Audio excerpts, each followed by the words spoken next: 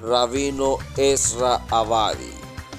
Época: Aharoní, año 1867 al 1914. Aharoní. Rab Ezra Abadi, también era conocido como Dahab, fue un gran estudioso de la Torá de Aran Sobán y fue hijo del rabino Isaac Abadi y hermano del rabino Eliyahu Abadi. Él estaba constantemente sumergido en el estudio de la Torá, al punto de no percatarse de lo que pasaba a su alrededor.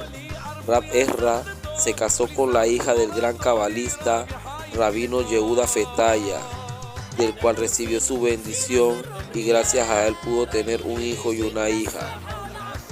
Él se dedicó mucho al estudio junto a sus nietos, incluido Rab Ezra Basri, también llamado así en honor a su abuelo. Rab Basri se convirtió en miembro de la apelación del Beit Din de Jerusalén.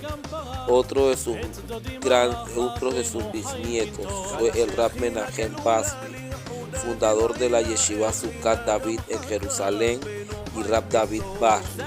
Rab Ezra Abadi sufrió mucho de debilidad y enfermedad al final de sus días, falleciendo relativamente joven el 4 de Nisan de 1914.